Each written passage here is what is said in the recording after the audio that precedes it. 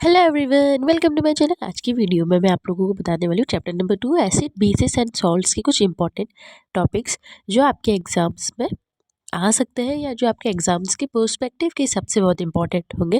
तो हम लोग सबसे पहले पेज नंबर 1 से स्टार्ट करते हैं। तो पेज नंबर जो फर्स्ट है चैप्टर 2 का, उसमें से कुछ बहुत इंपॉर्टेंट चीज़ नहीं दी है।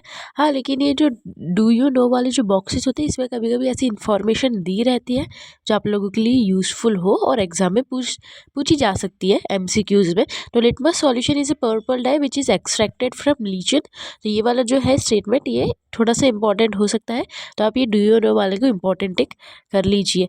ठीक है, उसके बाद हम लोग आते हैं, बाकी इस पेज में और कुछ ज़्यादा है नहीं, है ना। तो अब हम लोग क्वेश्चन, हाँ मैंने इंटेक्स क्वेश्चन भी बोला था, तो इंटेक्स क्वेश्चन भी आप लोग पढ़ लीजिएगा। इंटेक्स क्वेश्चन हमेशा एग्जाम्स में इंपॉर्टेंट होते हैं और आप लोगों की प्री बोर्ड्स में भी आ चुके होंगे इंटेक्स क्वेश्चंस। ठीक है, तो वो भी पढ़ लेंगे। अभी हम लोग देखते हैं, तो activity 2.1 is not very important, तो उसको छोड़ देंगे। ठीक है, हाँ ऑल्फैक्टरी इंडिकेटर्स क्या होते हैं ये इंपॉर्टेंट है, तो ये वाला जो पॉइंट है इसकी डेफिनेशन इंपॉर्टेंट है, इसके एग्जांपल्स भी इंपॉर्टेंट है, तो इसके इंपॉर्टेंट टिक कर लेंगे ये वाले पैराग्राफ को। एक्टिविटी 2.2 ऐसे बहुत ज़्यादा इंपॉर्टेंट नहीं है। ठीक है, बट हम लोगों को इसको याद करने में कुछ जा भी नहीं रहा है, तो हम लोग याद इसको कर सकते हैं, बाकी इट्स नॉट वेरी इंपॉर्टेंट। हाँ, activity 2.3 is very important and इसके कुछ क्वेश्चंस जो है वो एग्जाम में बन के आते हैं। जैसे जब हाइड्रोजन जो गैस है वो कौन से साउंड के साथ निकलती है, तो एक पॉप साउंड के साथ निकलती है। ये जो क्वेश्चन है ये बहुत बार एग्जाम में आ भी चुका है।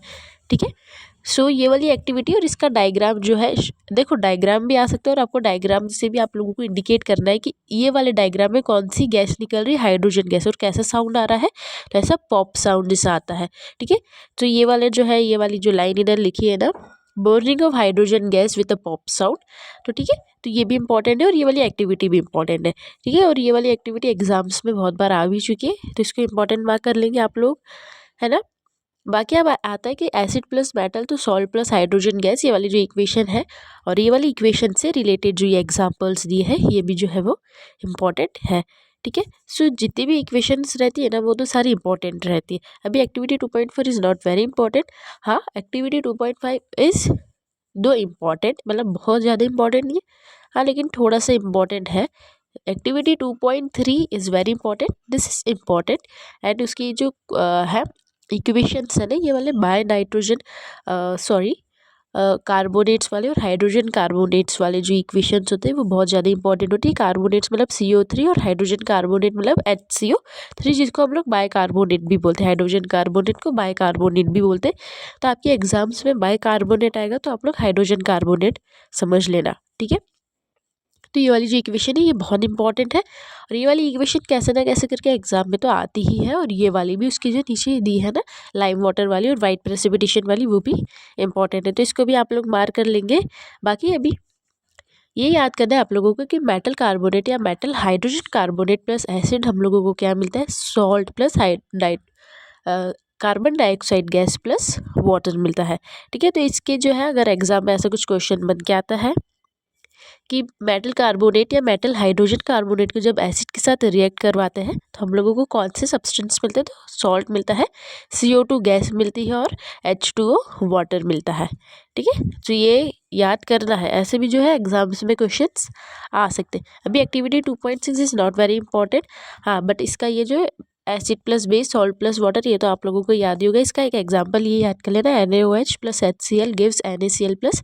NaCl जो सॉल्ट होता है, जो सोडियम होता है, सोडियम क्लोराइड होता है, जो हम लोग खाने में यूज़ करते हैं, और वाटर आप लोगों को मालूम है NaOH एक क्या है, बेस है, और HCl क्या है, एक एसिड है। तो ये वाला इक्वेशन और इसके कुछ एग्जाम्पल से ही आप लोग याद कर लेना, है ना। ये एज ए बहुत इंपॉर्टेंट नहीं है लेकिन ठीक है, कर सकते हो। Activity 2.7 is not very important, और metal oxide plus acid give salt plus water, ये भी आप लोग याद कर लेना, क्योंकि मेटल ऑक्साइड जो होती है ना, मेटल ऑक्साइड जो होती है वो कैसे रिएक्ट करती है, बेस जैसा रिएक्ट करती है, और नॉन मेटल ऑक्साइड जो होती है वो एसिड की तरह रिएक्ट करती है। ठीक है, तो ये वाला पॉइंट हम लोग as a important point mark करेंगे। ठीक है, एग्जाम्स में आ भी सकता है क्योंकि आप लोगों को अच्छा रहेगा ना। सो मेटल ऑक्साइड जो होता है, ठीक है, क्या लिखेंगे कि जो मेटल ऑक्साइड होता है वो एज ए बेस की तरह काम करता है। किसकी तरह काम करता है, मेटल ऑक्साइड काम करता है बेस की तरह, और जो नॉन मेटल ऑक्साइड होता है वो एसिड की तरह काम करता है। ठीक है, तो ये कुछ इंपॉर्टेंट पॉइंट्स है, क्योंकि अगर आपको ये एग्जाम में ऐसा उल्टा भी पूछ सकते हैं ना वो लोग, है ना। कैसे पूछ सकते हैं, जैसे इसमें metal oxide plus salt give high, salt plus water दिया, तो आप लोगों का एग्जाम में आ सकता है कि non metal oxide plus dash give salt plus water. ठीक है, तो आप लोगों को नॉन मेटल ऑक्साइड जो है वो कैसे एसिड की तरह यूज़ होता है, तो आप लोग उसमें क्या लिखेंगे, प्लस बेस।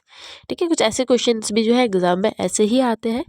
तो आप लोगों को अगर एक चीज़ दिए तो आपकी उसको दूसरी चीज़ भी आप लोगों को निकालनी पड़ती है। ठीक है, फिर reaction of non metallic oxides है। ठीक है, तो ये वही है मेटेलिक ऑक्साइड्स और नॉन मेटेलिक ऑक्साइड्स। ठीक है, हाँ।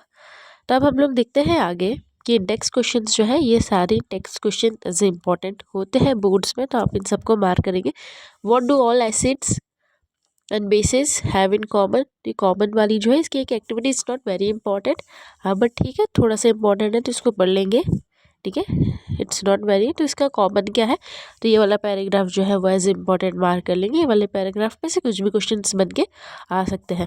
ठीक है, अब हम लोग देखते हैं what happens to an acid और a base in water solution. So yes, this is absolutely very important topic भी इंपॉर्टेंट है, और इसकी एक्टिविटी से कुछ क्वेश्चंस भी बन सकते हैं। और उसकी जो इक्वेशंस नीचे दी है ये भी, क्योंकि इसमें क्या होता है ना बेटा, आयन्स बनते हैं, और आयन्स जब फॉर्म होते हैं ना तो उसके कारण इलेक्ट्रिसिटी प्रोड्यूस होती है। तो इसीलिए ये वाली इक्वेशंस इंपॉर्टेंट है, क्योंकि ये वाली इक्वेशंस में कई इलेक्ट्रोलिसिस करवा रहे हैं तो उसमें प्लस और माइनस आयन्स बनते हैं।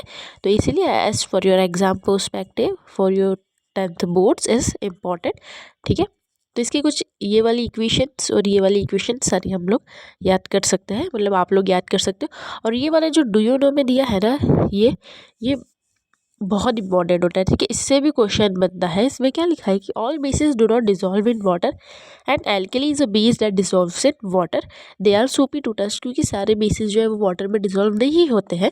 तो ऐसा कुछ क्वेश्चन एग्जाम में बन सकता है कि क्या सारे जो बेसिस होते हैं वो वाटर में डिसॉल्व होते हैं, येस और नो, और फिर कुछ भी असर्शन रीजनिंग में या फिर दूसरी चीज़ों में ये जो है बन सकता है। तो ये वाले जो है डू यू नो, इसको भी याद करना है।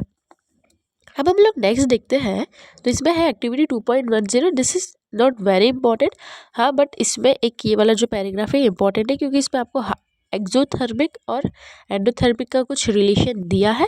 तो ये आप ये वाला एक्सरसाइज पढ़ सकते, ये वाला पैराग्राफ पढ़ सकते हो। और अगर आप लोगों को इसमें कुछ भी डाउट हो तो मैंने ये वाला पैराग्राफ बहुत अच्छे से एक्सप्लेन किया है।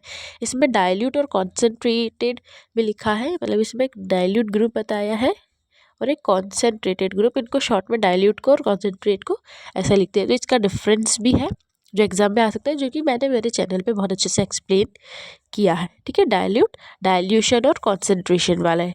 ठीक है, सो ये वाला इंपॉर्टेंट मार्क कर लेंगे आप लोग, है ना। बाकी index question as always these are very very important.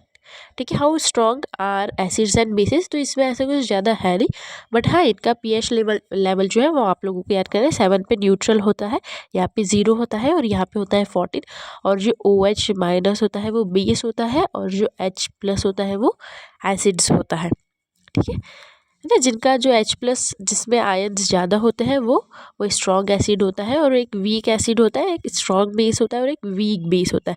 ठीक है, तो ये आप लोगों को याद करना है। हाँ, और एक और क्वेश्चन ये ऐसा बनता है कि अगर आपके पास अगर स्ट्रॉन्ग एसिड है, ठीक है स्ट्रॉन्ग एसिड है, और अगर आप लोगों के पास स्ट्रॉन्ग बेस है तो सॉल्ट कैसे बनेगा, सॉल्ट, तो इसमें सॉल्ट बनता है। ठीक है, स्ट्रॉन्ग एसिड और स्ट्रॉन्ग बेस में क्या बनेगा, सॉल्ट बनेगा।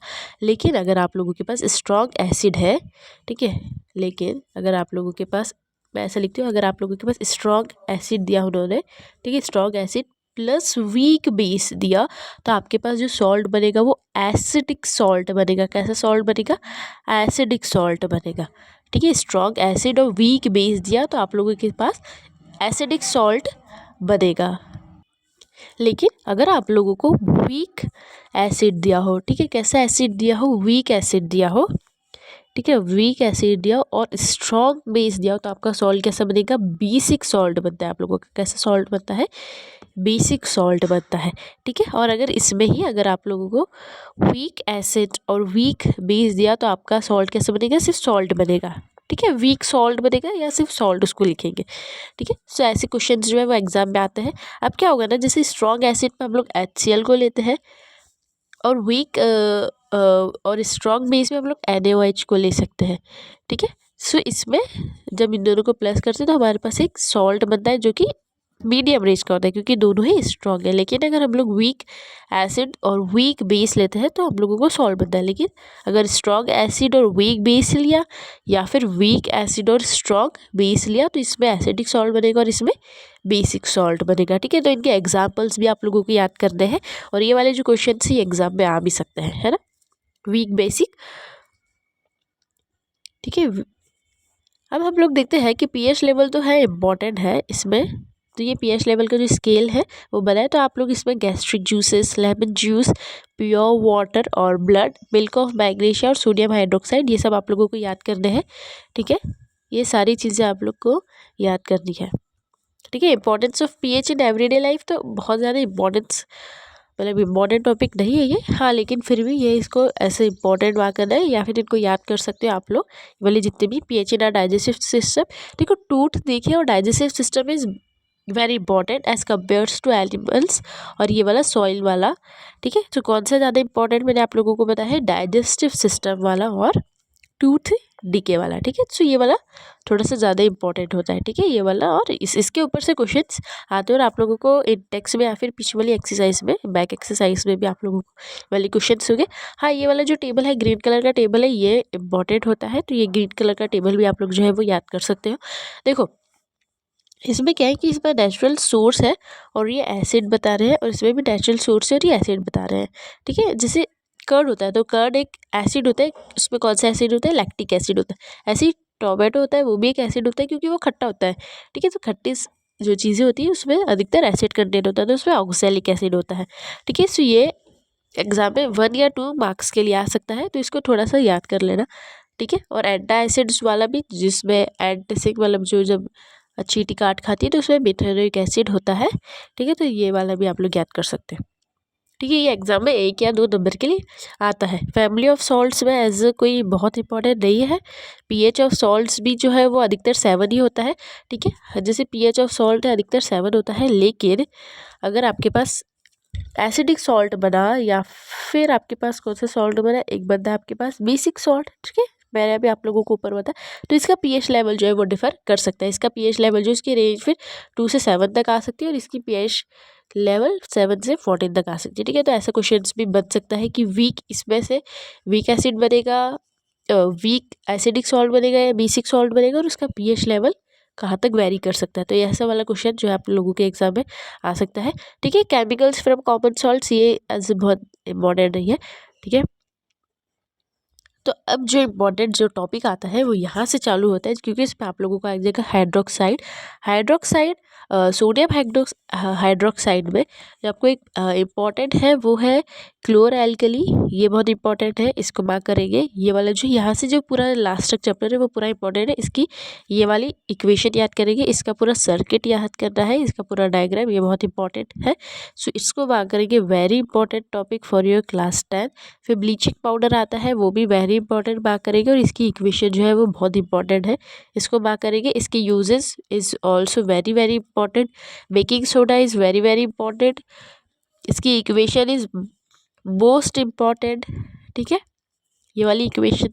और using of baking soda is also very important. Washing soda is also very very important, उसकी डेफिनेशन और ये जो है इसकी इक्वेशन, ये भी वेरी वेरी इंपॉर्टेंट है। और एक्चुअली वॉशिंग सोडा की इक्वेशन तो आती ही है, ठीक है। और वॉशिंग सोडा के जो यूजेस है वो भी बहुत इंपॉर्टेंट है, ठीक है।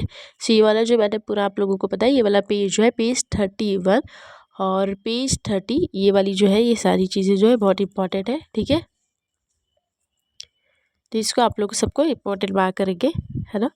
फिर आर क्रिस्टल्स रियली, तो इसमें प्लास्टर ऑफ पेरिस जो है लास्ट में वही इंपॉर्टेंट आता है, ठीक है। तो ये प्लास्टर ऑफ पेरिस कभी आता है कभी नहीं भी आता है, तो इसमें आपको प्लास्टर ऑफ पेरिस की जो है डेफिनेशन याद करिए, ये वाली जो डेफिनेशन है आप लोग याद कर सकते हो प्लास्टर ऑफ पेरिस की, ठीक है। और ये वाली इक्वेशन आप याद कर सकते हो। और इसमें से जो एक कॉमन क्वेश्चन बनता है कि इन्होंने हाफ मॉलिक्यूल ऑफ वाटर कैसे लिया है, हाफ H2O यहाँ पे कैसे लिया है, तो ये वाला क्वेश्चन बनेगा।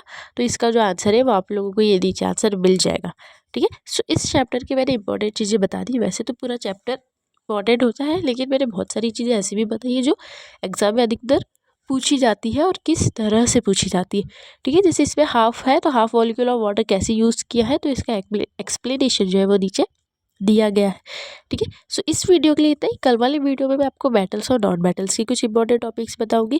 ठीक है, और इसकी जो पीछे वाली जो एक्सरसाइज होती है, बैक एक्सरसाइज, ये वाली एक्सरसाइज, ये भी इंपॉर्टेंट होती है, तो इसको भी आप लोग करना ही है, इंडेक्स भी करना है। ठीक है, सो अभी एग्जाम टाइम में आप लोगों को क्या करना है, सबसे पहले तो ये बैक एक्सरसाइज करना है। ठीक है, इंडेक्स वाली भी एक्सरसाइज आप लोगों को करनी पड़ेगी, और जो मैंने आईएमपी करवा है या फिर वेरी इंपॉर्टेंट करवाया है वो भी आप लोगों को याद करना है। ठीक है, और कुछ एक्सरसाइज है मैंने जो बताई है कि वो आती ही है एग्जाम में, जैसे वो हाइड्रोजन में जिसमें पॉप साउंड निकलता है वो वाली। ठीक है, सो आप लोग वो याद कर सकते हो, है ना। सो इस वीडियो के लिए इतना ही, बाय।